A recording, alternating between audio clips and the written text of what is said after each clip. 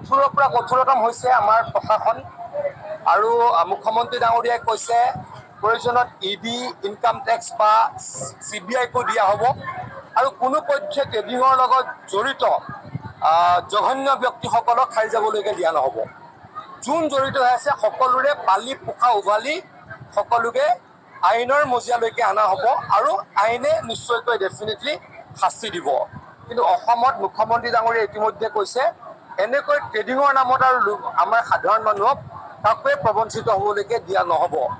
মুখ্যমন্ত্ৰী ডাঙৰীয়াই ইতিমধ্যে ৰাইজকো অনুৰোধ কৰিছে কোনোৱে যাতে প্ৰবঞ্চকৰ পাল্লাত নপৰে, বেয়া মানুহৰ জালত ভৰি নিদিয়ে। মই সকলোকে এই কথাটো নকৰিবলৈ অনুৰোধ কৰিছোঁ। ট্ৰেডিঙৰ জৰিয়তে প্ৰবঞ্চনা কৰা কাকো ৰেহাই দিয়া নহ'ব। ট্ৰেডিং প্ৰবঞ্চনাৰে জড়িত ব্যক্তিক অনা হ'ব আইনৰ আওতালৈ। ট্ৰেডিঙৰ লগত জড়িত কোনো ব্যক্তি সাৰি নাযায়। ট্ৰেডিঙক লৈ কঠোৰ হৈছে চৰকাৰ। ট্ৰেডিং কেলেংকাৰী সন্দৰ্ভত জাগিৰোডত এই মন্তব্য মন্ত্ৰী পীযুষ হাজৰিকাৰ। নিউজ ডেস্ক ৰিপৰ্ট দৈৰদী অসম।